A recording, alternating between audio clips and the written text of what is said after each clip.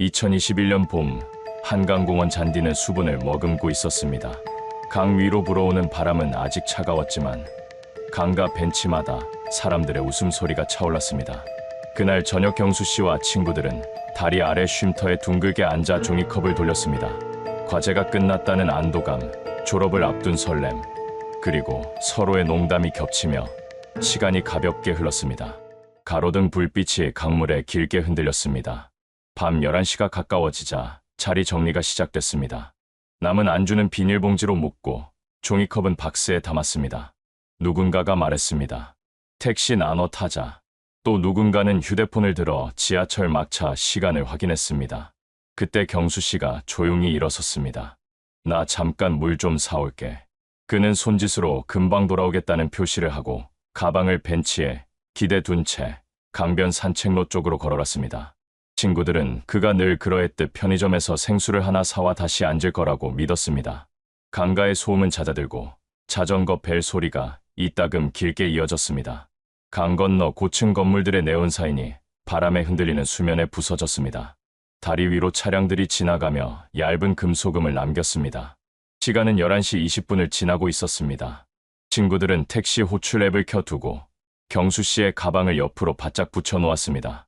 왜 이렇게 안 오냐? 화장실도 들른 거 아냐? 가벼운 추측이 오갔습니다. 11시 30분, 근처 CCTV에는 검은 점퍼를 입은 한 남자가 혼자 강변을 따라 걷는 모습이 찍혔습니다. 어깨는 약간 굽었고 보폭은 일정했습니다. 가끔 휴대폰 화면을 잠깐 켜보다가 다시 껐습니다. 화면 밝기가 얼굴을 스치고 지나가는 사이 그의 표정은 뚜렷하지 않았지만 어딘가 무심해 보였습니다. 카메라는 감시 구역을 벗어나는 지점에서 남자의 뒷모습을 마지막으로 놓쳤습니다. 그 시각 벤치에서는 작은 혼란이 시작됐습니다. 경수야, 어디야? 전화를 건 친구의 표정이 변했습니다. 수화기 너머로 신호음만 길게 이어졌습니다. 또 다른 친구가 메시지를 보냈습니다. 택시 잡는다. 얼른 와. 읽은 표시는 뜨지 않았습니다. 가방에서 경수 씨의 보조 배터리를 꺼내본 친구가 낮게 중얼거렸습니다. 핸드폰 배터리 다 된 거 아냐? 그러나 가방 속 그의 지갑과 학생증, 이어폰이 그대로 있는 것을 본 순간 모두의 눈빛이 잠시 마주쳤습니다. 잠깐의 외출이라면 굳이 지갑을 두고 가지 않았을 것입니다. 시간은 자정을 넘어갔습니다. 친구들은 벤치에 짐을 모아두고 둘씩 나눠 강변을 걸었습니다. 조깅을 마치고 돌아오는 사람들, 커플, 자전거 동호회 몇 명과 스쳐 지나갔습니다. 누구도 경수 씨를 보지 못했다고 말했습니다. 편의점 두 곳을 들렀지만 계산대 직원은 고개를 저었습니다. 그 시간은 손님이 많아서요. 얼굴은 잘, 계산대 뒤 모니터에는 작은 화면들이 사분할로 돌아가고 있었습니다. 화면 속 시계는 미세하게 뒤로 밀려 있었습니다.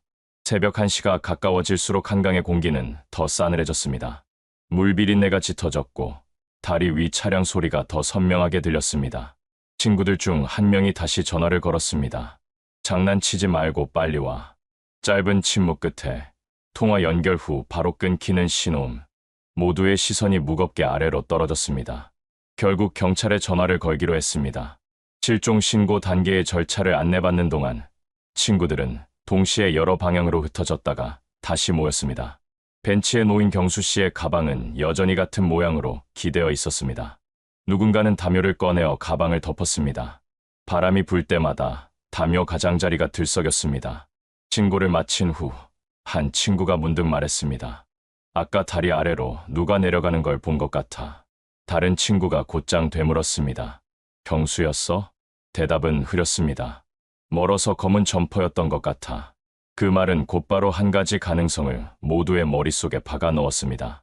다리 아래 그늘, CCTV 사각이 생기는 구간, 노란 가로등이 닿지 않는 틈, 그곳은 밤이면 유난히 조용했습니다.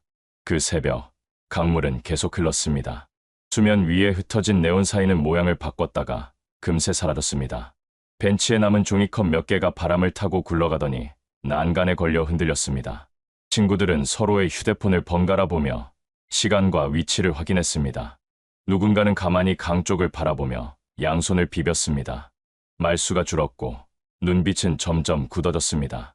잠시 뒤 경찰차의 파란 불빛이 멀리에서 접근했습니다. 사이렌은 울리지 않았습니다. 차가 멈추자 문이 열리고 두 사람이 내렸습니다. 간단한 신원 확인, 마지막으로 본 시간, 옷차림, 함께 마신 술의 양, 다툼 여부, 약속한 귀가 경로. 질문은 차분했지만 빠르게 이어졌습니다. 친구들은 기억을 짚어가며 답했습니다. 검은 점퍼, 회색 후드, 청바지였고요. 물 사러 간다고 했어요. 다툰 건 없었어요. 그냥 평소처럼. 경찰은 벤치와 주변 바닥을 손전등으로 훑었습니다. 떨어진 영수증을 주워보았지만 편의점 명세는 다른 시간대였습니다. 난간 너머로 빛을 비추자 물결이 반짝했습니다. 순찰등이 강표면을 스치고 지날 때마다 벤치에 모여 선 사람들의 그림자가 길게 흔들렸습니다. 강변 방송 스피커에서 낮은 안내 멘트가 흘렀습니다. 공원 운영 시간이 끝났다는 알림이었습니다. 몇몇 시민이 자리를 정리하고 떠났습니다. 그러나 경수 씨의 가방은 아직 그 자리를 지키고 있었습니다. 친구들은 번갈아 앉았다가 일어났다가 멀리 걸어갔다가 다시 돌아오기를 반복했습니다. 누군가는 계속 전화를 걸었고 누군가는 메시지를 보냈습니다. 읽음 표시는 끝내 뜨지 않았습니다. 새벽 2시, 온기가 빠져나간 공기 속에서 한숨 소리가 짧게 흘렀습니다. 경찰은 근처 순찰대와 연락을 취하며 강변 동선 확인을 요청했습니다. 지금부터는 저희가 확인하겠습니다. 혹시 경수 씨가 연락을 하면 바로 알려주세요. 그 말에 모두가 고개를 끄덕였습니다. 친구들 가운데 한 명이 조심스럽게 가방을 열었습니다. 보조 배터리, 노트, 이어폰, 지갑. 손이 멈춘 곳은 학생증이었습니다. 사진 속 경수 씨는 웃고 있었습니다. 가방을 다시 닫는데 시간이 오래 걸렸습니다. 지퍼가 반쯤 닫혔다가 다시 열렸다가 끝내 천천히 닫혔습니다. 바람이 방향을 바꿨습니다. 멀리서 구급차의 붉은 불빛이 둔탁하게 반짝였다가 사라졌습니다. 강물의 흐름은 변함이 없었습니다. 다리 위를 지나는 차들이 일정한 간격으로 울컥거리는 소리를 남겼습니다. 강변의 시계는 새벽을 넘어가고 있었습니다. 그날 밤, 친구들은 각자의 화면에 같은 이름을 여러 번 더 눌렀습니다. 연결음은 규칙적으로 흘렀습니다. 강물처럼 아무 대답 없이. 다음 날, 그들은 다시 모여 같은 자리에서 같은 이름을 불렀습니다. 벤치의 담요는 그대로였습니다.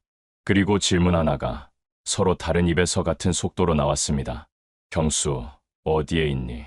새벽이 지나고 해가 뜨자 한강공원은 다시 움직이기 시작했습니다. 아침 조깅을 나온 사람들, 청소 차량, 자전거 대여소가 문을 열었습니다. 그러나 다리 아래 벤치에는 아직도 경수 씨의 가방이 놓여 있었습니다. 그 옆에는 밤을 새운 친구들이 지친 얼굴로 앉아 있었습니다. 아침 7시, 경찰 수색팀과 소방 구조대가 현장에 도착했습니다. 강변에는 노란 폴리스라인이 설치되었고 공원 관리 직원들이 출입을 통제했습니다. 경찰은 먼저 벤치 주변부터 살폈습니다. 버려진 캔, 종이컵, 쓰레기 등을 모두 치우고 경수 씨의 가방과 소지품을 하나씩 사진으로 남겼습니다. 지갑 속 현금, 학생증, 카드 모두 그대로 있었습니다. 휴대폰은 없었고 마지막 통화 기록은 전날 밤 11시 15분이었습니다. 마지막으로 전화를 건 사람 누구죠? 경찰은 친구들에게 순서대로 전화를 확인하게 했습니다. 모두 같은 결과였습니다. 자정 이후 전화는 연결되었지만 아무 소리도 들리지 않았습니다. 이후 수색 범위는 벤치에서 강변 산책로, 자전거 도로, 편의점까지 확대되었습니다. 자전거 도로 주변 CCTV를 확보해 경찰차 뒷좌석에서 바로 재생했습니다. 영상에는 밤 11시 30분, 경수 씨가 검은 점퍼 차림으로 산책로를 걸어가는 모습이 선명했습니다. 왼손으로 휴대폰을 들고 있었고 한 번 화면을 켜보고 다시 껐습니다. 그 뒤로는 아무도 따라오는 모습이 보이지 않았습니다. 여기서 사라졌다는 건데 경찰은 영상이 끊기는 지점을 표시했습니다. 그곳은 마침 가로등 사이가 멀고 CCTV 사각이 생기는 구간이었습니다. 소방구조대는 강변 난간 주변을 조사했습니다. 신발 자국이 몇 개 찍혀 있었지만 야간에 지나간 시민들의 흔적으로 보였습니다. 난간에 손자국이나 미끄러진 흔적은 없었습니다. 오전 10시, 경찰은 한강 지하 배수로 입구까지 확인했습니다. 배수로 문은 잠겨 있었고 개방된 흔적은 없었습니다. 수색팀은 잠수 요원을 투입해 강변 50m 구간을 훑었지만 아무것도 발견되지 않았습니다. 점심 무렵 한강공원 편의점에서 확보한 CCTV가 도착했습니다. 영상 속 경수 씨는 밤 11시 25분경 편의점에 들어왔습니다. 진열대에서 생수를 하나 들고 계산대 앞에 섰습니다. 그 순간 화면 오른쪽 구석에 누군가의 어깨가 보였습니다. 검은 모자를 눌러쓴 남성이 잠시 다가와 무언가 말을 건넸습니다. 경수 씨는 짧게 고개를 끄덕였고 계산을 마친 뒤 편의점을 나섰습니다. 영상은 거기서 끝이었습니다. 경찰은 화면을 확대했지만 모자를 쓴 남성의 얼굴은 보이지 않았습니다. 이 사람을 찾아야 합니다. 수사팀은 편의점 직원에게 질문을 이어갔습니다. 그 시간대 손님 많았습니까? 네. 배달 라이더들이 오가던 시간이라 얼굴은 잘 기억 안 납니다. 경찰은 블랙박스 제보를 받기 위해 한강공원 주변 도로에 협조 공문을 보냈습니다. 그 시간에 지나간 택시, 차량들의 영상을 확보하기 위해서였습니다. 해가 중천에 올랐지만 벤치 위 경수 씨의 가방은 그대로였습니다. 가족이 도착해 가방을 조심스럽게 안았습니다. 이걸 이렇게 두고 어디 간 거야? 아버지의 목소리는 갈라졌습니다. 어머니는 말없이 가방을 꼭 쥐었습니다. 경찰은 가방 안에서 영수증을 꺼냈습니다. 편의점에서 산물의 결제 시간은 11시 26분. 경수 씨가 사라지기 불과 몇 분 전이었습니다. 그날 오후부터는 한강공원 전체에 전단이 붙기 시작했습니다. 출입구, 자전거 대여소, 화장실, 매점, 다리 기둥 곳곳에 경수 씨의 사진과 옷차림, 마지막 목격 시간이 적힌 안내문이 붙었습니다. 누구든 이 시간에 이 구역을 지나간 사람은 제보해 주십시오. 확성기에서 울리는 목소리가 공원에 퍼졌습니다. 산책하던 시민들이 걸음을 멈추고 안내문을 바라봤습니다. 누군가는 휴대폰으로 사진을 찍어갔습니다. 해질 무렵 경찰은 한강 다리 아래에 설치된 CCTV를 추가로 확보했습니다. 그곳은 어두운 구간이었지만 영상 속에서 멀리 사람 그림자가 스치듯 지나가는 장면이 보였습니다. 확실한 인상착의는 알 수 없었지만 경수 씨가 사라진 시간과 거의 일치했습니다. 경찰은 그 구간을 새로 봉쇄하고 그날 밤 추가 조사를 준비했습니다. 사건은 이제 단순 실종이 아니라 누군가와 함께 이동했을 가능성에 무게가 실리기 시작했습니다. 밤이 다시 찾아왔습니다. 한강공원은 낮에 사람들을 모두 삼킨 듯 조용해졌습니다. 강 건너 불빛만이 반짝였고 가로등은 하나씩 불을 밝히고 있었습니다. 바람은 더 차가워져 사람들의 어깨를 움츠리게 했습니다. 경찰은 낮 동안 확보한 블랙박스를 모두 모아 하나씩 재생했습니다. 편의점과 주변 도로, 택시, 개인 차량 제보까지 수십 개의 영상이 테이블 위 노트북에서 돌아갔습니다. 그중 한 택시 영상에서 이상한 장면이 발견됐습니다. 밤 11시 35분, 경수 씨가 사라진 지점 근처 강변도로에 흰색 승용차 한 대가 세워져 있었습니다. 차량은 비상등도 켜지 않은 채 10분 이상 같은 자리에 머물렀습니다. 운전석 창문 너머로 사람의 그림자가 움직이는 듯 보였습니다. 차량은 곧 천천히 방향을 틀어 강변을 빠져나갔습니다. 차량 번호 일부 확보했습니다. 교통정보 시스템에 조회 결과가 떴습니다. 차량 소유자는 인근에 거주하는 30대 남성이었습니다. 하지만 연락을 시도하자 전화는 꺼져 있었습니다. 경찰은 즉시 소재 파악을 위한 지령을 내렸습니다. 같은 시각 강변을 산책하던 한 시민이 경찰서로 직접 찾아왔습니다. 어젯밤 여기 지나가는데 누가 다리 아래로 급히 내려가는 걸 봤습니다. 그는 잠시 숨을 고르고 말을 이었습니다. 혼자가 아니었어요. 앞에 한 사람, 뒤에 한 사람이 있었어요. 앞 사람은 뛰듯 내려갔고 뒤에 있던 사람은 조용히 따라 내려갔습니다. 경찰은 그 시간대를 바로 대조했습니다. 제보 시각은 CCTV에서 경수 씨가 마지막으로 찍힌 시각과 거의 일치했습니다. 제보자의 목소리는 점점 낮아졌습니다. 멀리서 들었는데 큰 소리로 말다툼하는 것 같았습니다. 여성 목소리는 아니었고 둘 다 남자 같았습니다. 이 증언은 사건의 방향을 크게 바꾸었습니다. 경수 씨가 단순히 사라진 것이 아니라 누군가와 함께 이동했을 가능성이 더욱 높아졌습니다. 편의점 CCTV에서 포착된 검은 모자 남성의 어깨도 다시 주목받았습니다. 경찰은 편의점 결제 내역을 뒤져 그 시간대 다른 손님의 카드 사용 기록을 모두 확보했습니다. 그 중 한 명은 신원을 확인했으나 나머지 한 명은 현금 결제라 추적이 불가능했습니다. 밤이 깊어갈수록 현장 분위기는 더욱 무거워졌습니다. 벤치 옆에는 경수 씨의 가방이 여전히 놓여 있었고 그 옆에서 가족은 묵묵히 앉아 있었습니다. 어머니는 손을 모은 채 강 쪽을 바라보고 있었고 아버지는 경찰차 불빛을 보다가 천천히 고개를 숙였습니다. 아직 강에 있다는 확신은 못합니다. 모든 가능성을 열어두고 찾겠습니다. 경찰이 조심스럽게 말했지만 아버지는 단호하게 고개를 저었습니다. 여기서 기다리겠습니다. 아이도 여기 어딘가 있을 겁니다. 밤 11시가 넘자 경찰은 현장 브리핑을 열었습니다. 블랙박스에서 포착된 흰색 차량과 편의점, CCTV에 미확인 인물을 중심으로 수사를 확대합니다.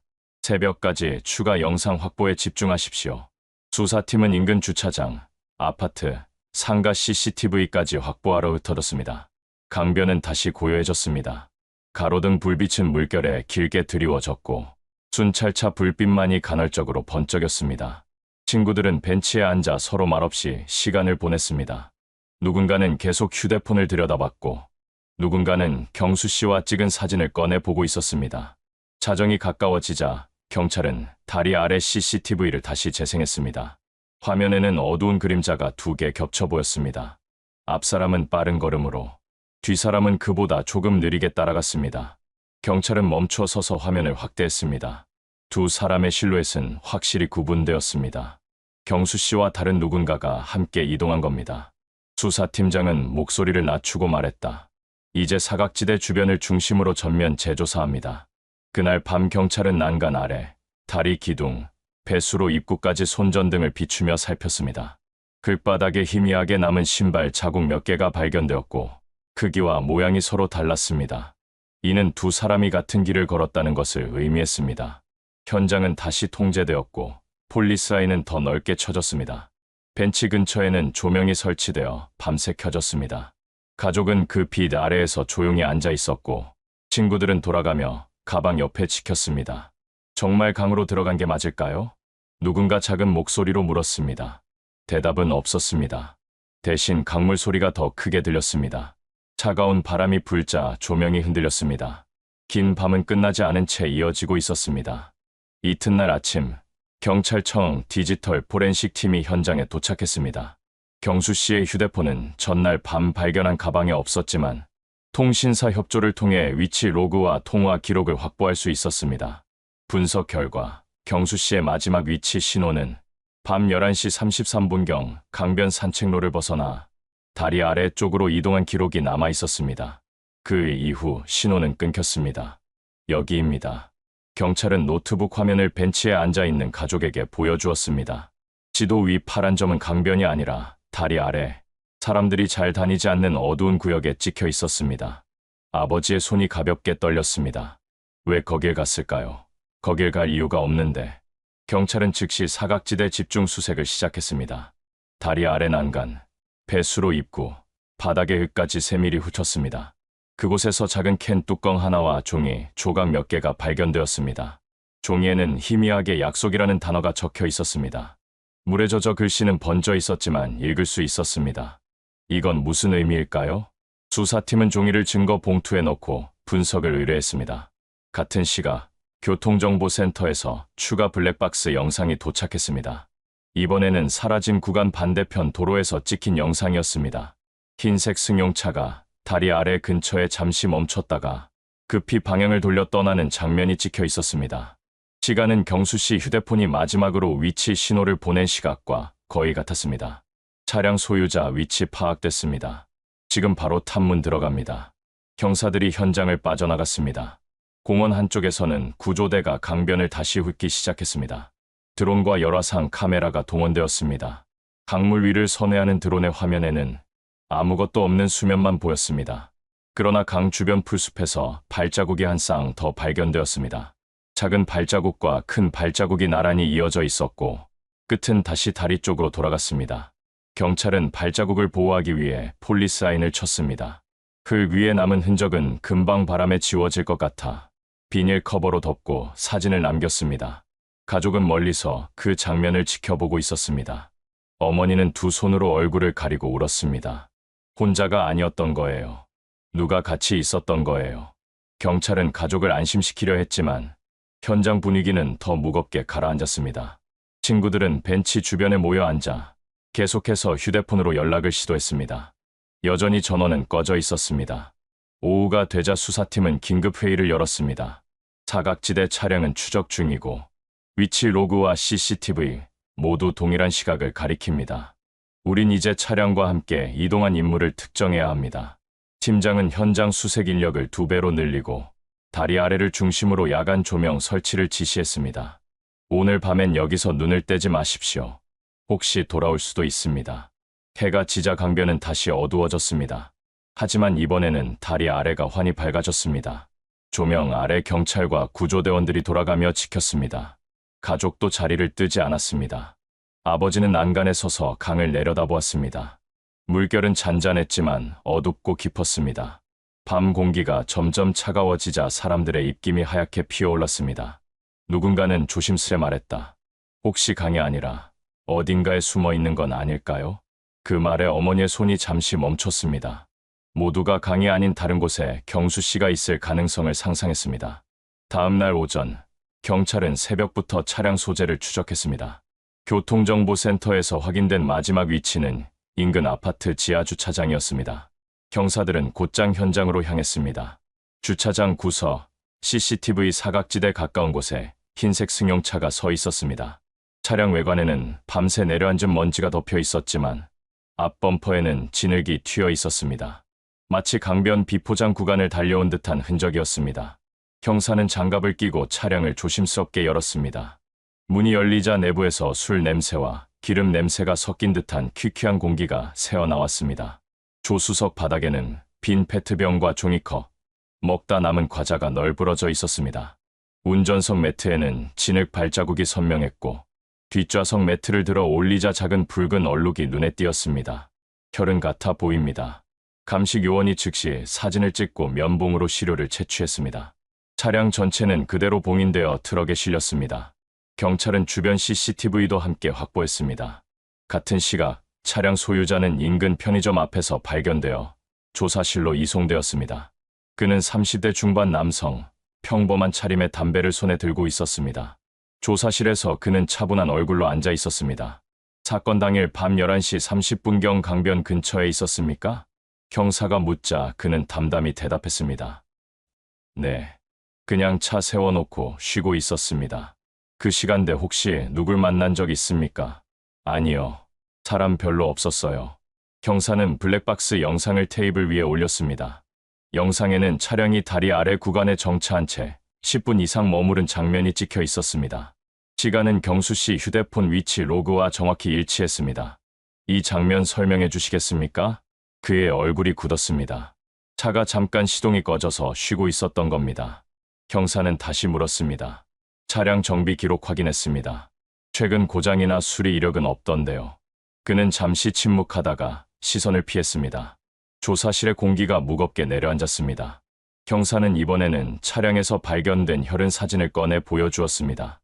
사진 속 붉은 얼룩이 테이블 위에 놓이자 그의 손끝이 떨렸습니다. 이건 오래전 묻은 겁니다. 전혀 상관없습니다. 그는 애써 태연한 목소리를 냈지만 형사의 눈빛은 더 차가워졌습니다. 혈흔 감식 결과가 나오면 알게 될 겁니다. 지금 말하는 게 마지막 기회일 수도 있습니다. 그는 입술을 깨물고 고개를 돌렸습니다. 조사는 계속 이어졌지만 명확한 자백은 나오지 않았습니다. 그날 오후 차량 감식팀에서 1차 결과가 도착했습니다. 뒷좌석 바닥에서 채취한 혈흔이 경수 씨 혈액형과 일치했습니다. DNA 분석은 시간이 더 필요했지만 경찰은 이미 범죄 가능성을 거의 확신했습니다. 현장에서는 긴급 브리핑이 열렸습니다. 이제 사건은 실종이 아니라 강력 사건으로 전환됩니다. 차량 소유자는 유력 용의자로 분류됐습니다. 이 소식이 전해지자 가족은 벤치 옆에서 눈물을 흘렸습니다. 어머니는 두 손으로 얼굴을 가렸고 아버지는 경찰에게 다가가 물었습니다. 그 차 안에서 우리 아이가 다친 겁니까? 경찰은 조심스럽게 고개를 끄덕였습니다. 확실히 말씀드리긴 어렵지만 가능성이 높습니다. 우리는 끝까지 찾겠습니다. 밤이 되자 강변은 다시 조명이 켜졌습니다. 다리 아래는 낮보다 더 환하게 비춰졌고 수색팀은 물가와 풀숲을 다시 뒤졌습니다. 길바닥에 찍힌 두 사람의 발자국은 아직 남아 있었습니다. 경찰은 비닐로 덮고 발자국 틀을 떠서 보관했습니다. 벤치 주변은 여전히 조용했습니다. 친구들은 돌아가며 가방 옆을 지켰습니다. 누군가는 핸드폰 화면만 뚫어져라 바라보다 천천히 눈을 감았습니다. 차가운 바람에 조명이 흔들렸습니다. 모두의 마음은 점점 무거워졌습니다. 조사실에서는 용의자 신문이 계속되고 있었습니다. 그는 점점 초조해졌고 손목을 만지작거리며 시선을 바닥으로 떨어뜨렸습니다. 형사는 마지막으로 말했다.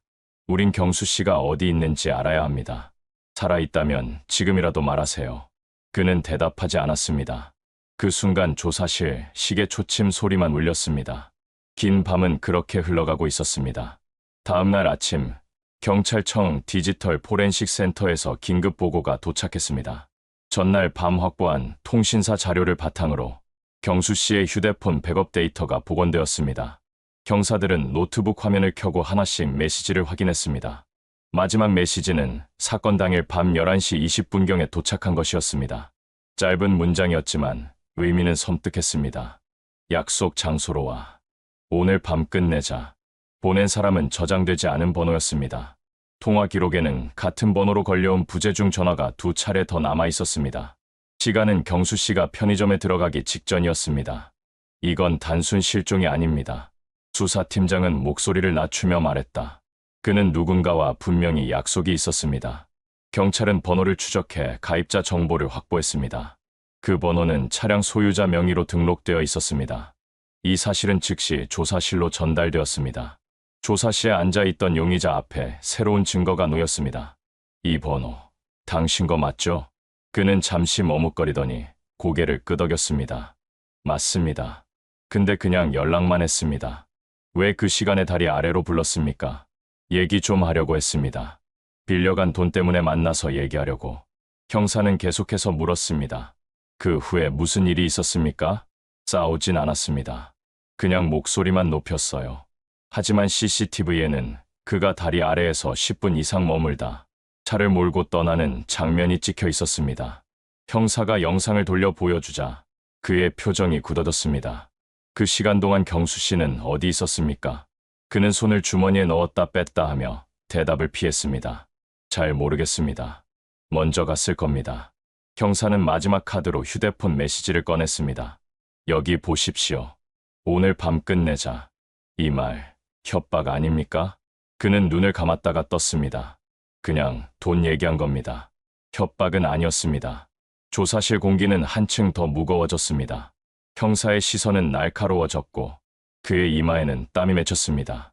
그 시각 현장에서는 또 다른 증거가 발견되고 있었습니다. 다리 아래 배수로 근처 풀숲에서 작은 손목 시계가 발견되었습니다. 시계 뒷면에는 K, S 라는 이니셜이 새겨져 있었습니다.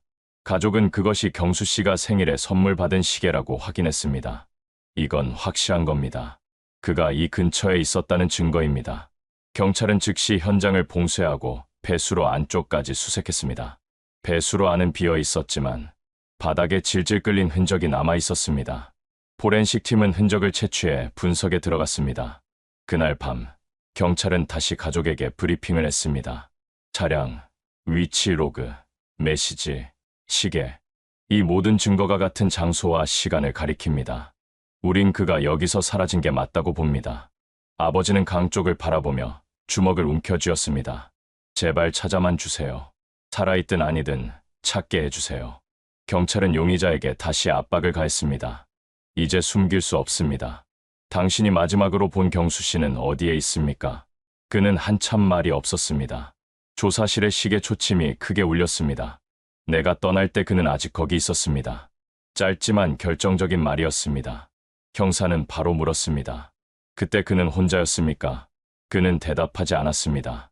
침묵은 길게 이어졌습니다. 조사실 안의 공기는 숨이 막힐 만큼 무거웠습니다. 다음 날 오전, 경찰은 용의자를 다시 불러 조사실에 앉혔습니다. 그는 전날보다 수척해 보였고 손목을 만지작거리며 시선을 바닥에 두고 있었습니다. 형사는 조용히 말했습니다. 우린 새로운 증거를 확보했습니다. 당신이 말한 것과 다른 사실이 나왔습니다. 화면에는 다리 아래 CCTV 영상이 다시 재생되었습니다. 경수 씨로 보이는 인물이 어둠 속에서 잠시 멈춰서고 뒤에서 누군가 다가오는 장면이 포착되었습니다. 이어 두 사람은 동시에 사각지대 안으로 사라졌습니다. 그 직후 흰색 승용차가 화면 구석에 등장했습니다. 이제 우연이라고 말하기 어렵습니다. 형사는 목소리를 낮추어 말했다. 당신이 떠날 때 경수 씨가 여기에 있었다는 건 맞습니까? 그는 한참 동안 아무 말도 하지 않았습니다. 긴 침묵이 흐른 뒤 그는 고개를 천천히 끄덕였습니다. 맞습니다. 근데 제가 데려간 건 아닙니다. 형사는 추가 질문을 이어갔습니다. 그 시간에 다른 사람을 봤습니까? 잘 모르겠습니다. 어둡기도 했고 그의 목소리는 점점 작아졌습니다. 같은 시각 현장 수색팀은 배수로 근처에서 또 다른 단서를 발견했습니다. 작은 휴대폰 배터리와 이어폰 한쪽이었습니다. 포렌식 팀은 즉시 현장에서 사진을 찍고 증거를 확보했습니다. 가족은 울음을 터뜨렸습니다. 이건 우리 아이 거 맞아요. 이걸 항상 쓰던 거예요. 이 증거는 용의자 신문에 다시 활용되었습니다. 형사는 책상 위에 배터리와 이어폰을 올려놓았습니다. 이건 오늘 아침 현장에서 나왔습니다. 당신이 이 근처에 있었다는 건 이미 확인했습니다. 지금 말해야 합니다. 그날 밤 무슨 일이 있었습니까? 그는 양손으로 머리를 감쌌습니다. 우린 말다툼만 했습니다. 소리만 질렀어요. 근데 갑자기 뒤에서 누가 오는 소리가 났습니다. 그래서 제가 먼저 차로 갔습니다. 누구였습니까? 얼굴을 봤습니까? 모릅니다. 그냥 발자국 소리만 들렸습니다. 형사는 책상을 두드리며 말했다. 당신 말은 계속 바뀌고 있습니다. 처음엔 혼자 있었다고 했죠.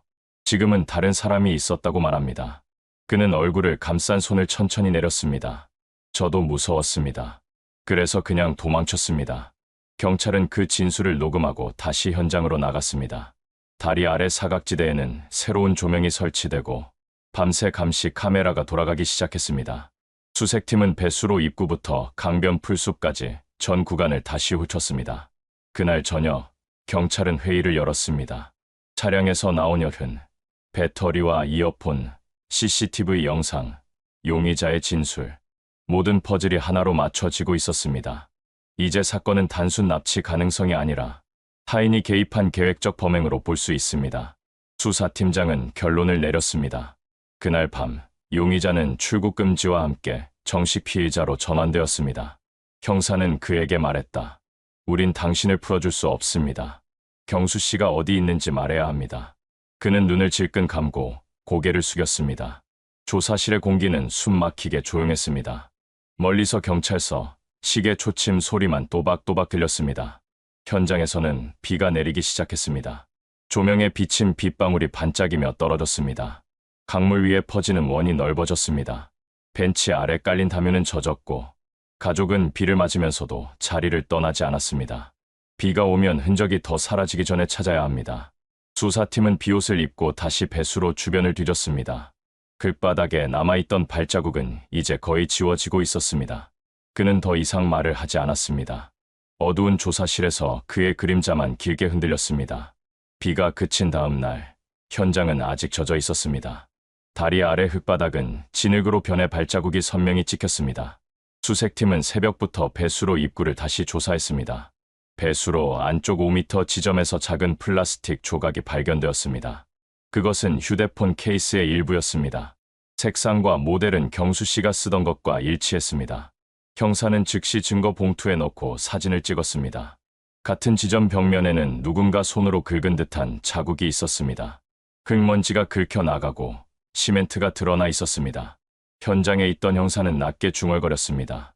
여기까지 온 겁니다. 분명히 이곳에 있었던 겁니다.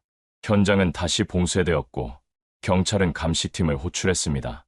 감식 요원은 자국을 면밀히 관찰하고 손톱에서 채취한 듯한 미세 섬유를 확보했습니다. 그 결과는 곧바로 포렌식으로 넘어갔습니다. 그날 오후 경찰은 용의자를 조사실로 불러 최종적으로 확인했습니다. 책상 위에는 배수로에서 나온 휴대폰 케이스와 긁힌 벽면 사진이 놓였습니다. 이제 거짓말할 시간이 없습니다. 형사의 목소리는 낮지만 단호했습니다. 그는 한참 동안 눈을 감고 있었습니다. 손끝이 파르르 떨렸고 숨소리가 거칠어졌습니다. 저는 제가 데려간 건 아닙니다. 하지만 그는 여기 있었습니다. 제가 떠날 때 그는 아직 살아 있었습니다. 이 진술은 즉시 기록되었고 경찰은 정식으로 그를 체포했습니다. 수갑이 채워지는 순간 가족은 경찰서 로비에서 울음을 터뜨렸습니다.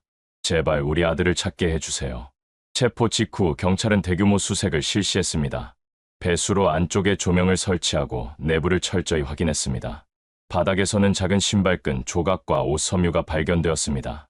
모두 경수 씨가 마지막으로 입고 있던 옷과 일치했습니다. 이건 단순히 실족이 아닙니다. 수사팀장은 기자들에게 짧게 말했습니다. 누군가 그를 이곳으로 데려왔습니다. 그리고 이곳에서 무슨 일이 있었던 겁니다. 언론은 속보를 내보냈습니다. 한강 실종 사건, 차량 소유자 체포 배수로 내부에서 유류품 발견. 뉴스 화면에는 경찰들이 배수로 안에서 나오는 모습과 증거 봉투를 들고 이동하는 장면이 비쳤습니다. 밤이 되자 현장은 더 환하게 밝혀졌습니다. 경찰은 번갈아가며 배수로 안을 지켰습니다. 친구들과 가족은 여전히 벤치 옆에서 기다렸습니다. 어머니는 눈을 감고 조용히 기도했습니다. 아버지는 난간에 기대어 강 쪽을 바라보고 있었습니다. 물결은 잔잔했지만 그 아래 무엇이 있는지 알 수 없었습니다. 용의자는 여전히 침묵을 지키고 있었습니다. 이제 사건은 마지막 국면으로 넘어가고 있었습니다. 결정적 증거는 모두 모였고 남은 건 경수 씨가 어디에 있는지 찾는 일이었습니다. 수색은 이미 나흘째 계속되고 있었습니다. 강변에는 노란 폴리스 라인이 여전히 걸려 있었고 새벽부터 나온 구조대와 경찰이 강하류 쪽으로 이동했습니다. 드론은 강 위를 선회하며 실시간으로 영상을 전송했고 보트 2대가 교대로 숨은 근처까지 탐색했습니다. 날씨는 흐렸고 강바람은 차가웠습니다. 기온은 전날보다 떨어져 손끝이 시릴 정도였습니다. 구조대원들은 구명조끼와 장화를 착용한 채 차가운 물속에 들어가며 탐색을 이어갔습니다. 오전 내내 아무것도 발견되지 않았습니다. 시간이 흐를수록 현장 분위기는 더 무거워졌습니다. 벤치 옆에서 가족은 묵묵히 앉아 있었고 친구들은 서로 말을 아낀 채 강을 바라보았습니다. 모두의 표정에는 지친 기색과 초조함이 동시에 서려 있었습니다. 오후 3시쯤 하류 쪽 수문 근처에서 무전이 날아왔습니다. 뭔가 떠 있습니다. 확인 바랍니다. 보트가 천천히 접근했고 구조대원들이 긴 갈고리로 물체를 잡았습니다. 잠시 후 현장은 숨죽인 정적에 휩싸였습니다. 보트 위로 인양된 사람은 경수 씨였습니다. 그는 이미 의식이 없는 상태였습니다. 구조대원은 조심스럽게 맥을 짚었지만 짧게 고개를 저었습니다. 맥박 없습니다. 그 순간 가족들은 무너졌습니다. 어머니는 그대로 주저앉아 울부짖었고 아버지는 말없이 난간을 붙잡고 서 있었습니다. 친구들은 서로 부둥켜 안고 눈물을 훔쳤습니다. 경찰은 보트를 강변으로 끌어와 시신을 인계했습니다. 흰 천으로 덮인 들것이 조심스럽게 구급차에 실렸습니다. 주변은 숨소리조차 들리지 않을 만큼 조용했습니다. 카메라는 멀리서 그 장면을 지켜보는 사람들의 모습을 잡았습니다. 누군가는 두 손으로 입을 막았고 누군가는 고개를 떨군 채 움직이지 않았습니다.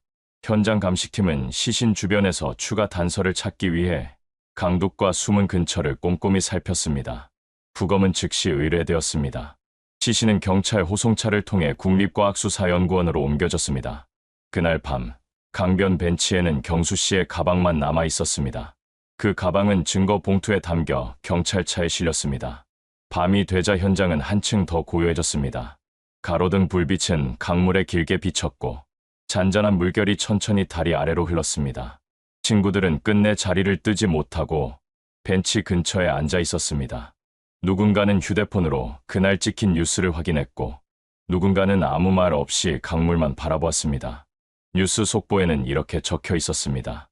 한강 실종 대학생, 나흘 만에 발견 부검 예정. 화면에는 경찰과 구조대가 보트를 끌어올리는 장면이 반복 재생되고 있었습니다. 아버지는 기자들의 질문에 짧게 대답했습니다. 우린 오늘 아이를 찾았습니다. 이제 진실을 알고 싶습니다. 경찰은 다음날 오전 기자 브리핑을 열고 정확한 사인은 부검 결과가 나오는 대로 발표하겠다고 밝혔습니다. 그리고 사건 당시의 동선, CCTV, 블랙박스 등 모든 기록을 다시 한번 재검토하겠다고 말했습니다. 그날 밤 강변에는 다시 비가 내리기 시작했습니다. 벤치에 깔린 담요가 천천히 젖었고 가로등 불빛은 비를 맞으며 흔들렸습니다. 모두의 마음은 무겁게 내려앉았습니다. 사건은 마무리 단계에 접어들었지만 여전히 많은 의문이 남아 있었습니다. 사건 발생 1년 후 한강공원은 다시 평화로웠습니다. 강변 벤치에는 사람들이 앉아 커피를 마시고 아이들이 자전거를 타며 웃고 있었습니다. 하지만 그 벤치 앞 작은 헌화대에는 여전히 누군가 두고 간 국화꽃 한 송이가 시들어 있었습니다. 그날 밤 경수 씨의 친구 3명이 다시 모였습니다. 그들은 벤치에 앉아 한참 강물을 바라보다 한 명이 낮은 목소리로 입을 열었습니다. 우린 여전히 아무 말도 안 하고 있네. 다른 친구가 입술을 깨물며 대답했습니다. 경찰이 본 건 편의점 CCTV뿐이야. 거기엔 그냥 경수가 나가는 장면만 찍혔어. 하지만 우린 그 뒤에 무슨 일이 있었는지 알잖아. 3번째 친구가 고개를 떨군 채 중얼거렸습니다. 그 여자의 오빠 그 사람이 경수를 밀었지. 그때 우린 거기 있었어. 그 사람이 뭐라 했는지도 다 들었잖아. 그날 밤의 장면이 친구들의 머릿속에 다시 떠올랐습니다. 강변 어둠 속에서 여자의 오빠는 경수 씨 앞을 가로막고 차갑게 말했습니다. 내 동생한테 한지 내가 잊었다고 생각했어? 오늘 끝내자. 그리고 그는 경수 씨의 어깨를 밀어 강으로 떨어뜨렸습니다. 벤치 위에서 친구 하나가 손으로 얼굴을 감쌌습니다. 우린 그걸 그냥 보고만 있었어. 누군가 신고했어야 하는데 우린 다 같이 모른 척했어. 예전에 경수가 한 짓을 알면서도 다른 친구가 조용히 끼어들었습니다. 우린 피해자를 외면한 적이 있었잖아. 그날도 그냥 선택한 거야. 우리까지 잡혀갈까봐. 잠시 침묵이 이어졌습니다. 강물 위에 가로등 불빛이 길게 흔들렸습니다. 친구들은 서로 눈을 마주쳤지만 아무도 말을 꺼내지 않았습니다. 그들은 조용히 자리를 떠났습니다. 가로등 불빛 아래 어둠 속에서 누군가 그들을 바라보고 있습니다. 실루엣은 그날 밤의 남자와 닮아 있었습니다. 잠시 후 그는 천천히 돌아서 사라졌습니다. 끝까지 시청해 주셔서 감사합니다. 구독과 좋아요는 영상 제작에 큰 힘이 됩니다. 1981년 여름 부산의 한 골목에서 주부 이미정 씨와 7살 아들 박준호 군이 흔적도 없이 사라졌습니다. 그리고 6년 뒤 세상을 뒤흔드는 충격적인 사실이 밝혀집니다. 이야기에 들어가기 전 구독과 좋아요는 영상 제작에 큰 힘이 됩니다. 계속해서 이런 사건을 다룰 수 있게 도와주세요. 1981년 7월 15일 부산 북구 무더운 여름 저녁 해가 막 넘어가고 시장 골목에는 사람들의 발걸음이 남아 있었습니다. 32세 주부 이미정 씨와 7살 아들 박준호는 평소처럼 저녁장을 보고 집으로 돌아오는 길이었습니다. 저녁 해가 뉘엿뉘엿 사라지고 골목 가로등이 하나둘 켜졌습니다. 시장은 하루 장사를 마감하는 상인들의 목소리로 시끌벅적했고 골목 끝에서는 라디오에서 흘러나오는 트로트 음악이 들려왔습니다. 부산 특유의 비린내와 삶은 국수 냄새가 섞인 공기가 골목을 감쌌고 모기들이 느릿하게 날아다니며 여름밤의 습기를 알리고 있었습니다. 이미정 씨는 한 손으로 무거운 장바구니를 들고 다른 손으로 준호의 손을 잡고 걸었습니다. 준호는 뛰고 싶어 안달난 듯 어머니 손을 놓고 앞장서 골목을 달려갔습니다. 엄마, 빨리 와. 오늘은 내가 먼저 가서 불 켤 거야. 아이의 목소리가 골목에 울려 퍼졌습니다. 그 순간 골목 끝에서 났고 거친 트럭 시동 소리가 울렸습니다. 그 소리에 놀란 이웃집 아주머니가 대문을 열고 고개를 내밀었습니다. 그때 트럭이 골목에 서 있었어요. 검은색이었는데 오래된 차 같았죠. 문 닫히는 소리가 쿵 하고 크게 들렸어요. 그리고 잠깐 아이 울음소리 같은 게 들린 것 같았어요. 제가 뛰어나가 봤을 때는 트럭이 골목 모퉁이를 돌고 있었고 이미정 씨와 아이는 보이지 않았어요. 골목 바닥에는 장바구니에서 떨어진 파와 콩나물이 흩어져 있었고 비닐봉지가 젖은 시멘트 바닥에서 덜렁거렸습니다. 집에는 준호가 신던 고무신 한 짝이 문 앞에 굴러 있었습니다. 방 안불은 켜져 있었지만 인기척은 없었습니다. 밤 9시가 넘자 남편 박상우는 이상함을 느꼈습니다. 평소 같으면 이미정 씨가 식탁을 차리고 있어야 했고 준호는 TV 앞에 앉아 만화영화를 보고 있어야 할 시간. 그는 골목으로 나와 사람들에게 물었습니다. 혹시 미정이랑 준호 못 봤습니까? 이웃들은 서로 얼굴만 바라보다 고개를 저었습니다. 상우는 시장 골목부터 부두 쪽까지 뛰어다녔습니다. 가로등 불빛이 희미한 골목마다 얼굴을 들이밀고 이름을 불렀습니다. 미정아, 준호야. 하지만 대답은 돌아오지 않았습니다. 밤늦게 경찰의 신고가 접수되었습니다. 부산 북부경찰서 순찰차가 도착했고 형사 2명이 현장을 둘러보며 수첩에 메모를 하기 시작했습니다. 트럭을 본 사람 있습니까? 이웃 주민들이 모여 서로의 기억을 맞췄습니다. 누군가는 트럭이 골목에 5분 이상 서 있었다고 말했고 또 다른 사람은 번호판이 낡아서 잘 보이지 않았다고 했습니다. 하지만 정확한 번호를 기억하는 사람은 없었습니다. 형사들은 가로등 아래에 남은 발자국을 살펴봤습니다. 비가 오지 않아 뚜렷한 흔적은 남지 않았지만 골목 모퉁이에 희미하게 남은 타이어 자국을 발견했습니다. 사진 기자가 플래시를 터뜨리며 그 장면을 촬영했습니다. 부산 여름밤의 공기는 끈적했고 주민들은 부채질을 하며 서서 서로의 이야기를 반복했습니다. 박상우는 계속해서 골목 끝을 바라보며 말했다. 여기서 사라졌다면 누군가 데려간 겁니다. 제 아내는 스스로 집을 나갈 사람이 아닙니다. 형사 중 한 명은 고개를 끄덕이며 일단 항만과 터미널까지 전부 연락을 돌리겠습니다.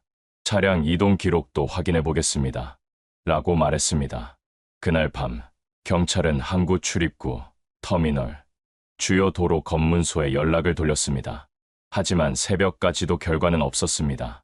밤이 깊어지자 주민들은 하나둘 집으로 돌아갔고 골목에는 가로등 불빛만 남았습니다.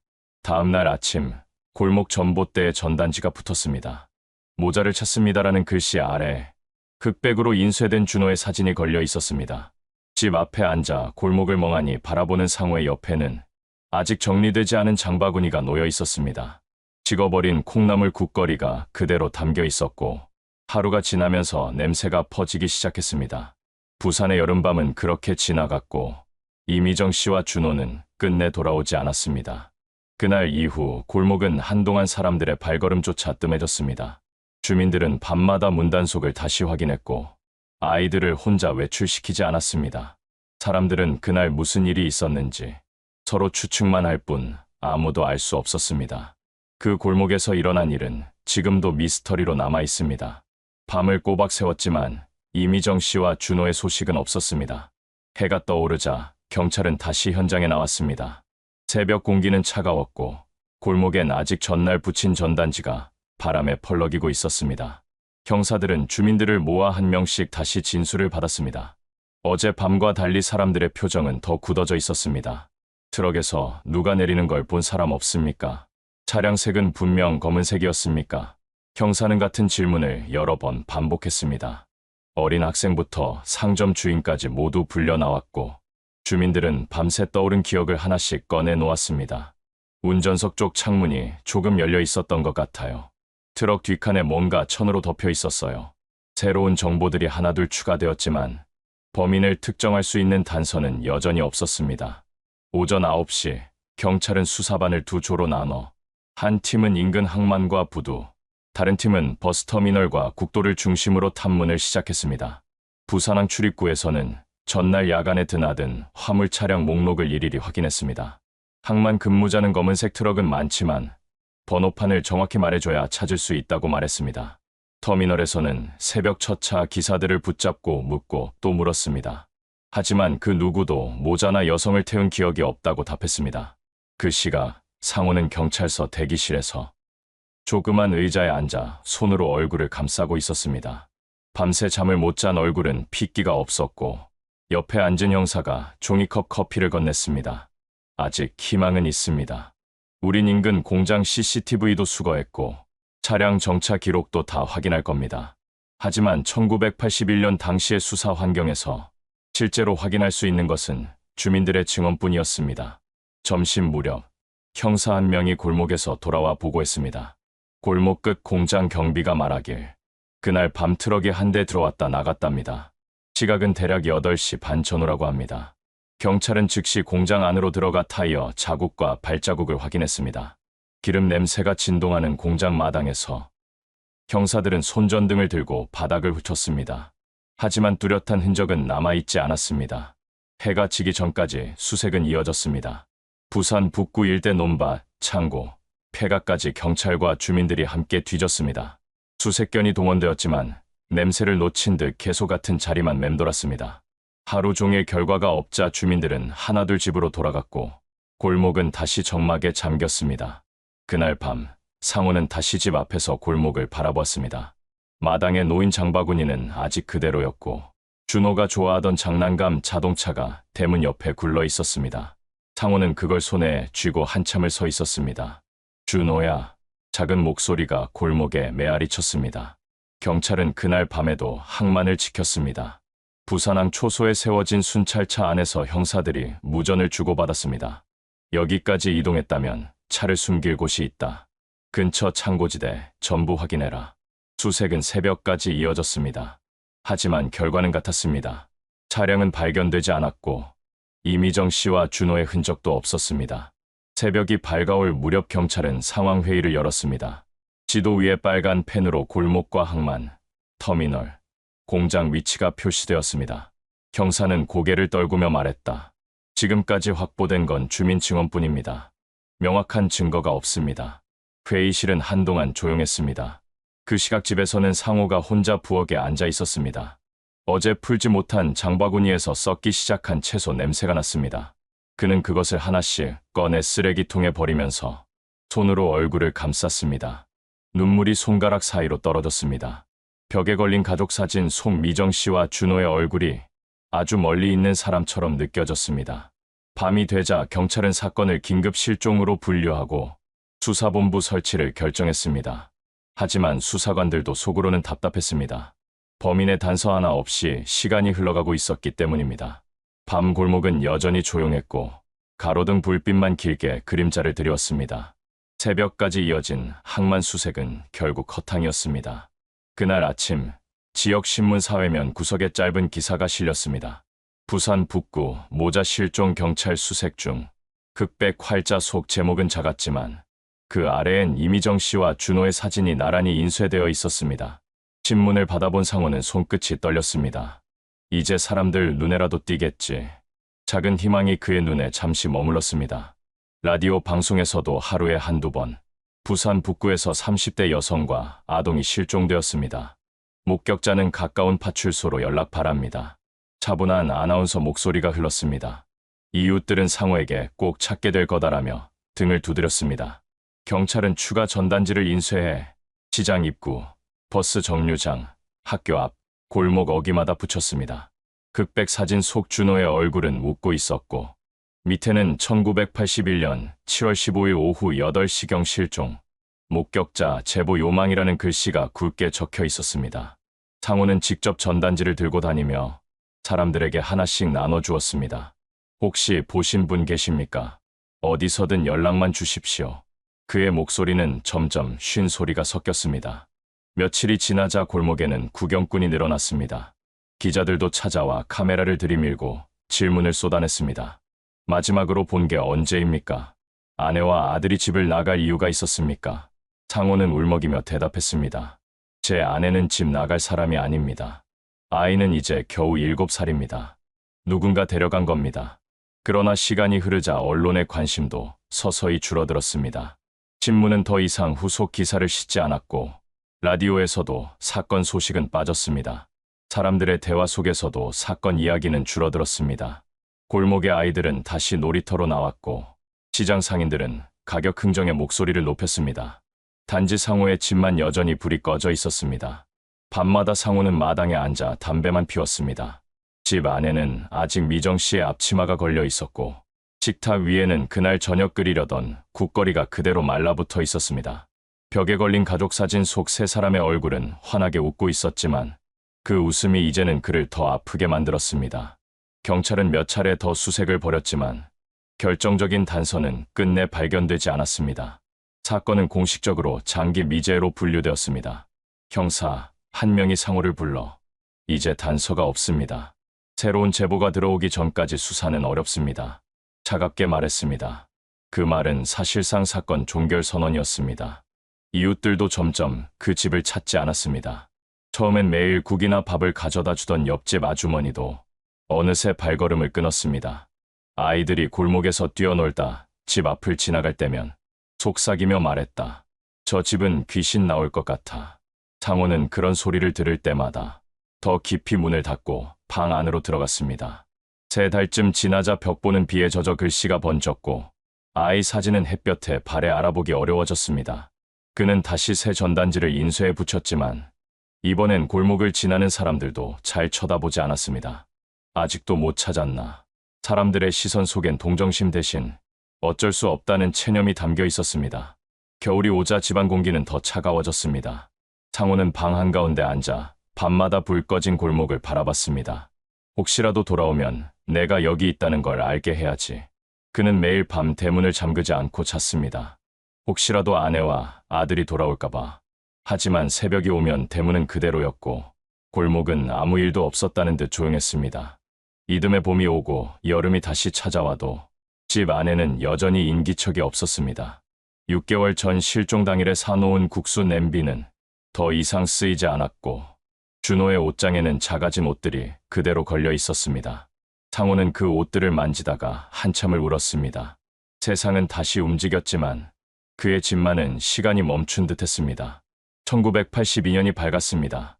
하지만 집 안 공기는 변하지 않았습니다. 봄 햇살이 창문 틈으로 들어왔지만 거실은 여전히 어두웠고 식탁 위에는 사람 손길이 닿지 않은 먼지가 쌓여 있었습니다. 상호는 매일 아침 같은 시간에 시장 골목으로 나갔습니다. 아내와 아들이 사라진 그 골목을 천천히 걸으며 혹시나 새로운 흔적이 남아있지 않을까 두리번거렸습니다. 하지만 골목은 늘 같은 모습이었습니다. 아이들이 뛰어노는 소리가 멀리서 들리면 그는 무심코 고개를 돌려보았습니다.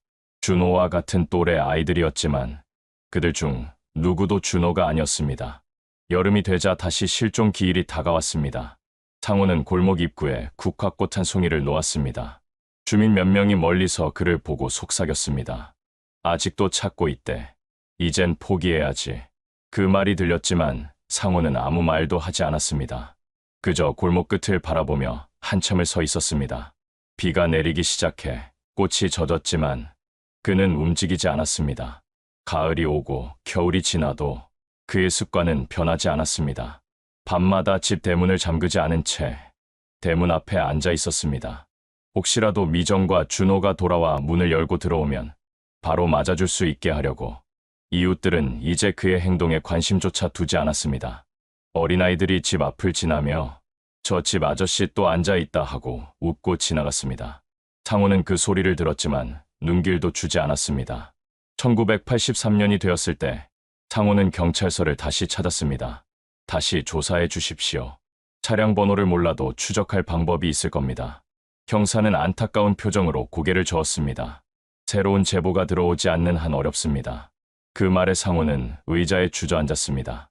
수첩 한 장에 그려진 사건 개요도가 이제는 먼지 낀 서랍 속에 묻힐 것 같았습니다. 그해 겨울, 상호는 다시 전단지를 만들었습니다. 하지만 시장 입구에 전단지를 붙이자 상인들이 말렸습니다. 이젠 사람들 관심도 없어. 괜히 손님만 겁먹어. 상호는 말없이 전단지를 붙인 뒤 돌아섰습니다. 1984년 여름, 다시 국화를 들고 골목으로 갔습니다. 이번엔 아무도 다가오지 않았습니다. 한때 함께 수색하던 이웃들도 이젠 그를 멀리서 바라볼 뿐이었습니다. 그는 홀로 골목 끝에 서서 트럭이 사라진 방향을 똑바로 바라봤습니다. 눈빛에는 여전히 희망이 남아있었지만 얼굴은 점점 초췌해지고 있었습니다. 시간은 잔인하게 흘렀습니다. 1985년 겨울, 그는 더 이상 경찰서를 찾지 않았습니다. 대신 집 안에서 오래된 앨범을 꺼내 가족 사진을 바라보았습니다. 사진 속 미정은 밝게 웃고 있었고 준호는 치아가 덜 난 채 해맑게 웃고 있었습니다. 상호는 그 사진에 손가락을 대고 중얼거렸습니다. 살아만 있어라. 어디 있든지. 눈물이 사진 위로 떨어져 번졌습니다.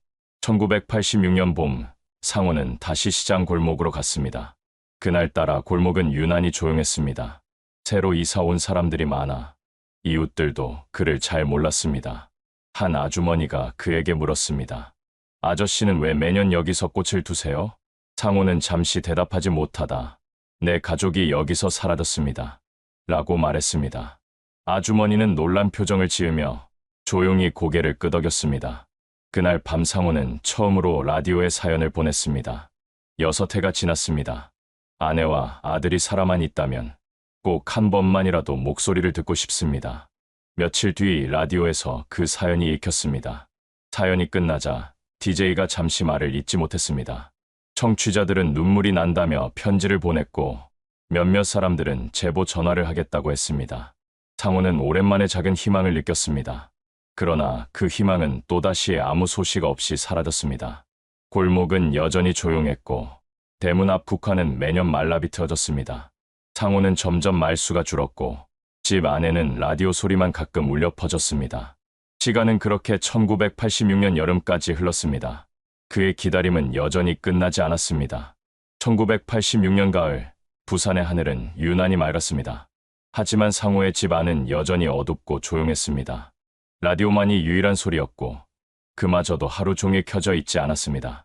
그날도 상호는 대문 앞에 앉아 골목을 바라보고 있었습니다.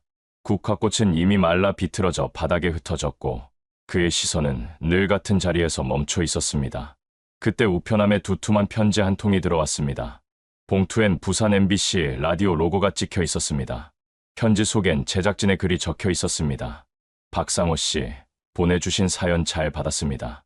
이번에 미제 사건 특집을 준비하면서 상호 씨의 이야기를 방송에 소개하고 싶습니다. 인터뷰에 응해주실 수 있습니까? 상호는 잠시 편지를 내려다보다 조용히 눈을 감았습니다. 그리고 작은 목소리로 중얼거렸습니다. 그래, 이번이 마지막일지도 모르지. 며칠 뒤 방송국 촬영팀이 집을 찾았습니다. 카메라 조명이 켜지고 마이크가 상호의 입가에 다가왔습니다. 기자는 부드럽게 물었습니다. 그날 이후 매년 같은 자리에서 국화를 두셨다고 들었습니다. 왜 그 일을 계속하십니까? 상호는 잠시 말을 잇지 못하다 깊게 숨을 들이켰습니다. 사람만 있다면 돌아올 수도 있지 않겠습니까? 만약 준호가 이 방송을 듣는다면 아빠가 아직 기다린다는 걸 알았으면 좋겠습니다. 그의 목소리는 떨렸지만 또렷했습니다. 촬영이 끝난 뒤 기자는 조심스럽게 말했다. 이번 방송은 지역뿐 아니라 서울에서도 송출됩니다.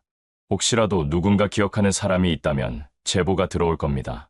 상호는 그 말에 고개를 끄덕였습니다. 오랜만에 얼굴에 미묘한 표정이 스쳤습니다. 희망과 두려움이 섞인 눈빛이었습니다. 며칠 뒤 방송은 전파를 탔습니다. 화면에는 오래된 골목과 벽에 붙은 낡은 전단지, 그리고 상호가 대문 앞에 앉아있는 모습이 비쳤습니다. 내레이션이 흘렀습니다. 1981년 여름, 이 골목에서 사라진 두 사람을 기억하십니까? 텔레비전 화면 앞에 앉은 상호는 자신의 목소리가 울려 퍼지는 것을 듣고 눈을 감았습니다. 방송이 끝난 직후 방송국 전화는 불이 났습니다. 예전에 그 골목에서 일하던 사람이에요. 사라진 날 검은 트럭이 골목에 한참 서 있던 걸 봤어요. 북구의 낯선 여자가 아이 손을 잡고 있는 걸 봤다는 사람도 있어요. 제보가 하나둘 들어오기 시작했습니다. 경찰서에도 문의 전화가 이어졌습니다. 아직 사건 종결 안 된 거죠? 그날 밤 차 소리가 났던 게 아직도 기억나요. 경찰은 다시 기록을 꺼냈습니다. 사건 개요도 위에 먼지가 내려앉아 있었지만 형사들은 다시 그 지도를 펼쳤습니다. 다시 확인해보자. 그날 이후 신고된 유사 사건 없었나? 수사관들이 오래된 수첩과 진술서를 뒤적였습니다. 몇몇은 새로운 제보와 기존 기록을 비교했습니다. 골목에서 목격된 트럭의 색, 공장 경비의 진술, 그리고 새로 들어온 전화 내용이 하나씩 맞춰지기 시작했습니다. 상호는 그날 밤 라디오를 켰습니다.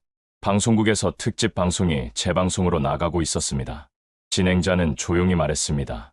혹시라도 이 사건에 대해 알고 계신 분은 지금이라도 연락 주십시오. 누군가에겐 이 전화 한 통이 마지막 기회일지도 모릅니다. 그 말을 들은 상호는 라디오를 끄지 못한 채 의자에 앉아 새벽까지 기다렸습니다. 전화벨이 울릴까 봐 한시도 집을 비우지 않았습니다. 그날 이후 골목의 분위기도 조금 달라졌습니다.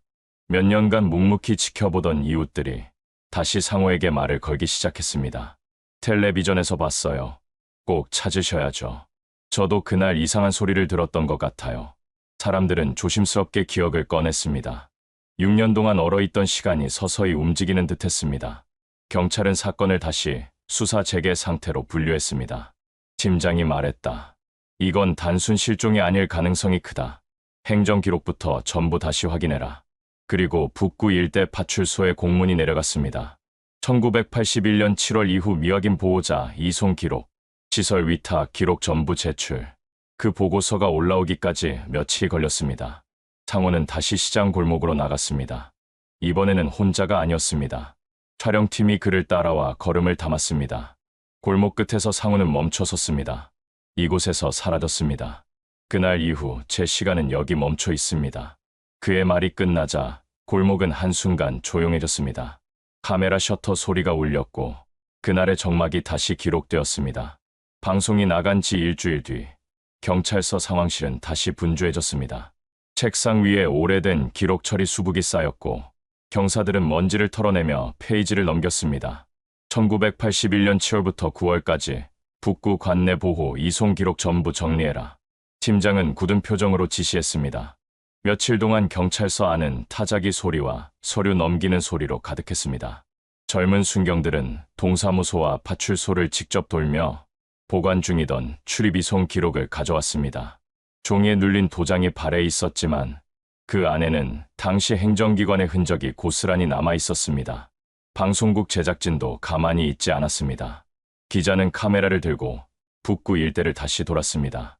공장 경비, 상점 주인, 버스 기사까지 찾아가 그날 밤 이상한 걸 본 적 있습니까?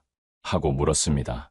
한 노인은 트럭이 공장 뒤편 산길로 올라가는 걸 본 것 같다고 말했습니다. 그 말에 형사들이 귀를 기울였습니다. 산길. 경찰은 즉시 그 길을 따라 올라가 확인했습니다. 산자락엔 오래된 창고와 버려진 건물이 몇 채 있었습니다. 낡은 자물쇠가 걸린 문, 녹슨 철문, 바닥엔 타이어 자국이 희미하게 남아 있었습니다. 하지만 사람의 흔적은 이미 사라진 지 오래였습니다. 며칠 뒤 동사무소에서 연락이 왔습니다. 1981년 8월에 보호자 불명 상태로 신고된 여성과 아동 2명이 있습니다. 기록에 구호 시설로 인계라고 적혀 있습니다. 그 보고서를 받은 형사는 한참 동안 말이 없었습니다. 그리고 곧장 팀장에게 보고했습니다. 여기 보십시오. 시기와 인원수가 정확히 맞습니다. 팀장은 서류를 들여다보다 얼굴이 굳었습니다. 구호시설, 어느 시설로 보냈다는 겁니까? 서류에는 부산구 보호시설이라는 도장이 찍혀 있었지만 이름은 희미하게 번져 있었습니다. 경찰은 시청사회과로 달려가 원본을 확인했습니다. 공무원은 난감한 얼굴로 말했습니다. 그때 당시 불황자 단속이 많았습니다. 집이 없거나 신분 확인이 안 되면 일단 시설로 보냈습니다. 형사는 목소리를 높였습니다. 이 사람들은 불황자가 아니라 평범한 주민입니다. 가족이 애타게 찾고 있었다고요. 공무원은 한숨을 쉬며 고개를 숙였습니다. 저희도 그때는 지시대로 할 수밖에 없었습니다. 상호는 이 사실을 듣고 의자에 앉아 한참 말을 잇지 못했습니다. 살아 있었습니까? 형사는 조심스럽게 고개를 끄덕였습니다. 확실하진 않지만 기록으로만 보면 생존했을 가능성이 큽니다. 상호의 손이 떨렸습니다. 6년 동안 얼어붙었던 시간이 그 순간 무너져 내리는 것 같았습니다. 방송국은 이 소식을 입수하고 긴급 보도 준비에 들어갔습니다. 기자는 상호에게 말했다. 아직 확정은 아니지만 우리가 끝까지 확인하겠습니다. 이건 부산만의 이야기가 아닙니다. 전국적으로 비슷한 사례가 많습니다. 상호는 고개를 끄덕였지만 눈빛은 여전히 불안했습니다. 혹시라도 다시는 못 본다면 어떡합니까? 기자는 그의 어깨에 손을 얹었습니다. 이번엔 다릅니다. 반드시 확인할 겁니다. 그날 밤 상호는 처음으로 대문을 잠갔습니다. 6년 동안 열어두던 대문을 닫으며 마음속으로 중얼거렸습니다. 이제 내가 직접 찾으러 갈 거야. 그의 눈에는 결심이 서려 있었습니다. 며칠 뒤 경찰은 최종 보고서를 만들었습니다. 1981년 8월 북구 관내에서 보호자 확인 불가로 분류된 모자 2명, 부산 형제복지원으로 인계. 그 문장을 읽는 순간 회의실 안이 정적에 휩싸였습니다. 팀장은 조용히 말했다. 이제 현장으로 가야겠다. 직접 확인하자. 1987년 초 부산 시내가 술렁였습니다. 형제복지원의 인권 유린 사건이 폭로되면서 언론이 연일 대서특필했습니다. 신문 일면에 강제 수용, 폭행, 사망자 다수라는 제목이 걸렸고 텔레비전 뉴스에서는 매일같이 시설 내부 영상이 나왔습니다. 상호는 그 뉴스를 손끝이 떨릴 만큼 집중해서 보았습니다. 뉴스 화면에 비친 녹슨 철문과 좁은 방, 차가운 시멘트 바닥에서 멍하니 앉아있는 사람들의 모습은 그가 지난 6년간 상상하던 악몽 그대로였습니다. 거기 있었던 건가? 상호는 자신도 모르게 중얼거렸습니다. 경찰은 즉시 특별수사본부를 꾸렸습니다. 형사들이 줄지어 시설로 들어갔고 검찰 관계자가 두툼한 영장을 내밀며 수용자 전원 명단 확보하겠습니다. 라고 말했습니다. 시설 관계자들은 당황한 얼굴로 서류를 내주었고 사무실에는 두꺼운 명부가 하나둘 책상 위에 올려졌습니다. 형사들은 명부를 빠르게 넘기며 1981년 8월 입소자 목록부터 확인해 하고 소리쳤습니다. 종이 위에 적힌 이름을 하나씩 따라가던 형사의 손가락이 어느 순간 멈췄습니다. 여기 있습니다. 이미정, 1950년생. 박준호, 1974년생. 입소일 1981년 8월 2일. 순간 회의실 안이 조용해졌습니다. 팀장은 깊게 숨을 내쉬며 말했습니다. 드디어 찾았다. 형사 한 명이 서둘러 전화를 들었습니다. 박상호 씨, 확인됐습니다. 아내와 아들이 여기 있었습니다. 전화기 너머로 한동안 아무 소리도 들리지 않았습니다. 그러다 낮고 떨리는 목소리가 들렸습니다. 지금 볼 수 있습니까? 형사는 짧게 대답했습니다. 바로 오십시오. 상호는 차에 올라탔습니다. 손은 핸들을 꽉 쥐고 있었고 심장은 귀 옆에서 뛰는 것 같았습니다. 살아있었다. 정말 살아있었다. 그는 운전대를 붙잡은 채 몇 번이고 되뇌었습니다. 차창 밖으로 스쳐 지나가는 부산 시내가 흐릿하게 보였습니다. 6년 동안 멈춰있던 시간이 갑자기 다시 움직이는 듯했습니다. 경제복지원 앞에는 경찰차와 기자들이 모여 있었습니다. 출문 앞에서 플래시가 터졌고 수용자들이 줄을 서서 신원 확인을 받고 있었습니다. 상호가 차에서 내리자 기자들이 몰려들었습니다. 실종 가족 맞으십니까? 지금 어떤 심정이십니까? 그는 아무 대답도 하지 않은 채 철문 안으로 들어갔습니다.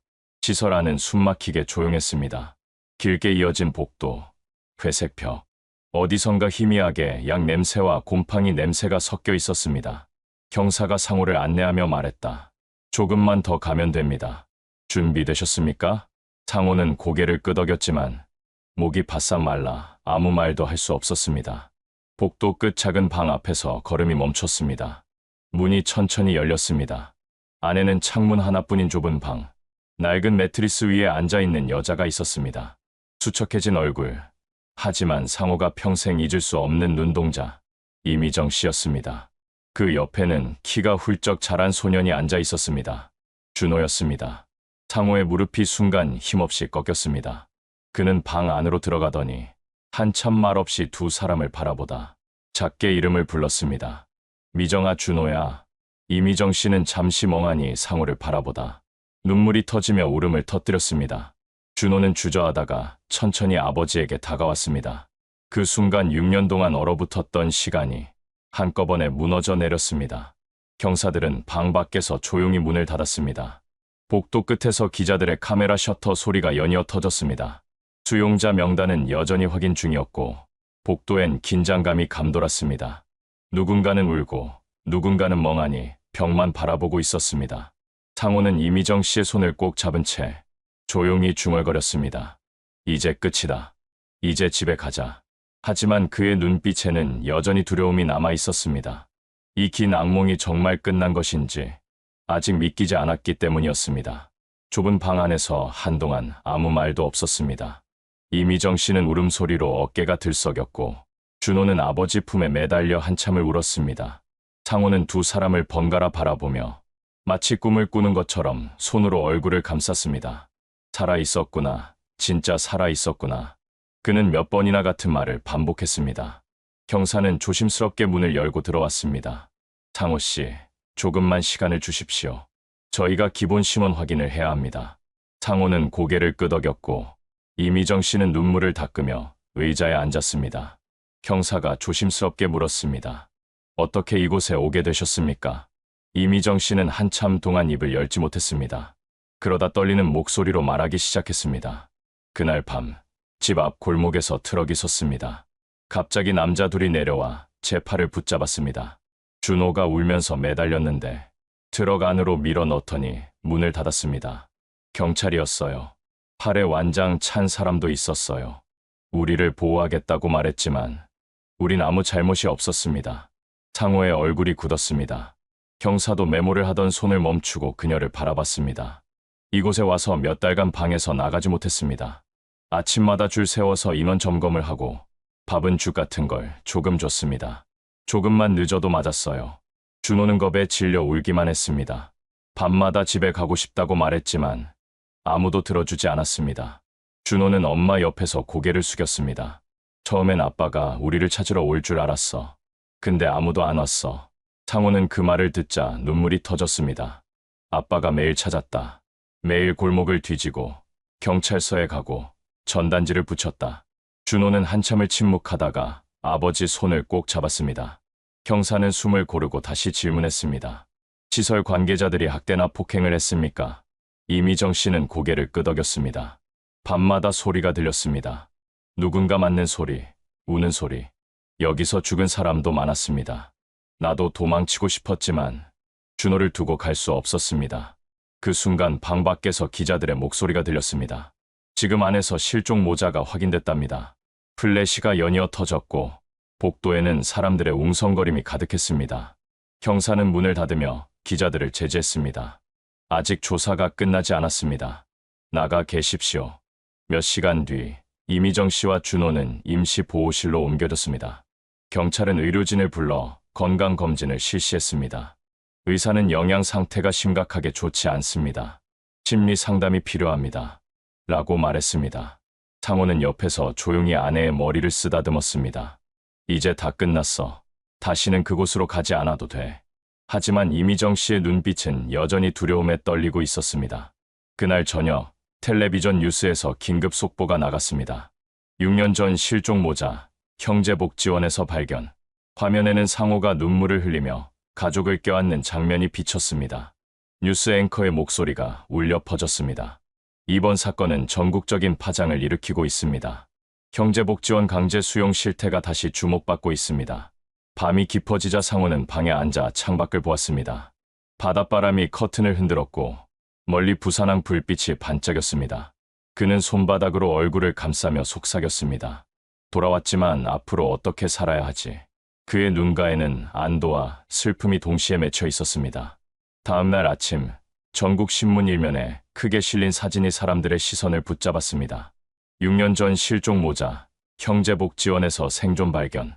사진 속 상호는 눈이 붉어진 채 아내와 아들을 껴안고 있었고 그 옆에는 무표정한 경찰관의 얼굴이 보였습니다. 신문 가판대 앞에서 사람들은 발걸음을 멈추고 기사를 읽었습니다. 이런 일이 아직도 벌어지나. 누군가는 혀를 찾고 누군가는 분노에 찬 눈빛으로 신문을 내려놓았습니다. 텔레비전 뉴스에서는 사건을 연일 다뤘습니다. 형제복지원 내부 모습, 녹슨 철문, 줄지어 앉아있는 수용자들, 그리고 울음을 터뜨리는 상호 가족의 모습이 전국으로 방송되었습니다. 시청자 게시판에는 분노의 글이 쏟아졌습니다. 그들은 아무 죄도 없는 시민이었는데 왜 6년이나 갇혀야 했는가? 누가 책임질 것인가? 거리에서는 시민단체가 모여 촛불을 들었습니다. 형제복지원 사건 진상규명. 밤마다 부산시청 앞에는 사람들이 모였습니다. 검찰은 긴급하게 수사를 확대했습니다. 형제복지원 관계자들이 줄줄이 소환되었고 당시 구청과 경찰의 단속 기록까지 재검토되었습니다.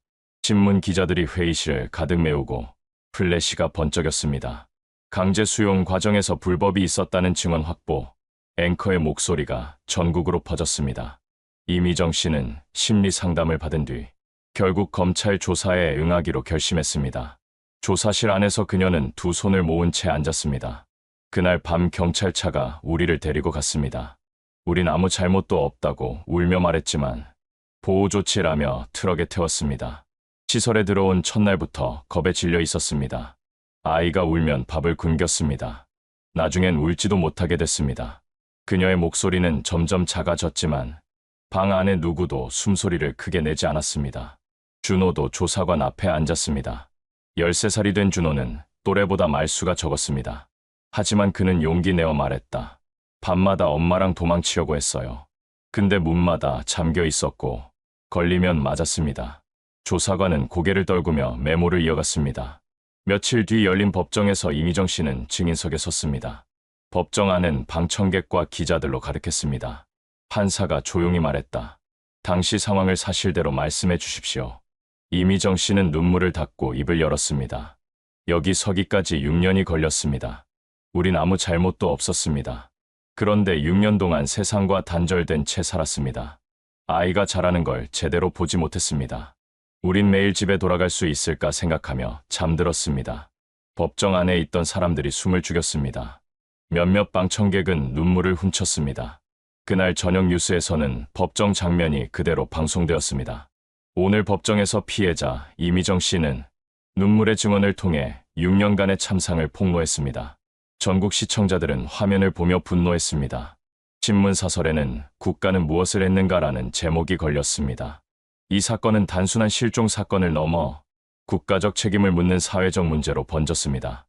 재판이 끝난 뒤 이미정 씨와 준호는 다시 집으로 돌아왔습니다. 6년 동안 비어있던 집은 먼지가 쌓여 있었고 거실 구석에는 전단지가 빛발에 누렇게 변해 있었습니다. 상호는 오래된 전단지를 떼어내며 조용히 웃었습니다. 이제 필요 없겠지. 하지만 그 웃음은 오래 가지 않았습니다. 첫날 밤, 준호는 잠을 이루지 못했습니다. 작은 인기척에도 눈을 크게 떴고 갑자기 울음을 터뜨리기도 했습니다. 이미정 씨도 불을 끄지 못한 채 앉아 있었습니다. 6년 동안 몸에 밴 습관이 사라지지 않은 것이었습니다. 괜찮아. 이제 여긴 집이야. 상호는 등을 토닥였지만 그 말이 스스로에게도 잘 들리지 않았습니다. 며칠 뒤 이웃들이 찾아와 국과 반찬을 건넸습니다. 돌아오셔서 정말 다행이에요. 하지만 예전처럼 웃으며 대화를 나누는 사람은 없었습니다. 사람들은 미안한 얼굴로 짧게 인사만 하고 돌아갔습니다. 집 안에는 어색한 정적이 감돌았습니다. 준호는 학교에 가야 했지만 쉽지 않았습니다. 동네 아이들이 그를 몰래 쳐다보며 수군거렸습니다. 저 애가 그 시설에서 왔다더라. 준호는 점점 말수가 줄고 혼자 있는 시간이 많아졌습니다. 이미정 씨는 그런 아들을 안쓰럽게 바라보았습니다. 너무 서두르지 말아요. 시간이 필요해요. 상호는 고개를 끄덕였지만 마음속에 깊은 죄책감이 자리하고 있었습니다. 밤마다 상호는 집 마당에 앉아 담배를 피웠습니다. 6년 동안 앉아있던 그 자리에서 이번에는 대문을 꼭 닫은 채 앉았습니다. 멀리서 들려오는 개 짖는 소리, 바람에 흔들리는 골목 가로등 소리가 이제는 낯설게 느껴졌습니다. 어느 비 오는 날, 상호는 준호와 함께 시장에 갔습니다. 그날따라 시장은 유난히 북적였고 비 냄새와 생선 냄새가 섞여 코끝을 스쳤습니다. 준호는 잠시 멈춰 서서 골목 끝을 바라보았습니다. 거기엔 아무도 없었지만 그의 눈에는 여전히 그날 밤의 그림자가 보이는 듯했습니다. 상호는 조용히 아들의 손을 잡았습니다. 괜찮다. 이젠 우리 둘 다 여기 있다. 그날 저녁, 가족은 오랜만에 함께 식탁에 앉았습니다. 국이 끓는 소리, 숟가락 부딪히는 소리가 집 안에 울렸습니다. 하지만 아무도 먼저 말을 꺼내지 않았습니다. 그저 국물 떠먹는 소리만 들렸습니다. 그러다 준호가 조심스럽게 말했다. 아빠, 우리 내일 바닷가 갈래요? 상호는 한참을 생각하다 고개를 끄덕였습니다. 그래, 가자. 다음 날, 세 사람은 바닷가 모래사장을 걸었습니다. 바람이 거세게 불었지만 그들은 묵묵히 파도를 바라보았습니다. 이미정 씨는 바다를 향해 한참을 서 있었고 준호는 모래에 발자국을 남기며 천천히 걸었습니다. 상호는 그 뒤를 따라가며 그들의 뒷모습을 바라보았습니다. 마치 긴 여행이 끝난 사람들 같았습니다. 해가 질 무렵 하늘이 붉게 물들었습니다. 세 사람의 그림자가 모래 위에 길게 늘어졌습니다.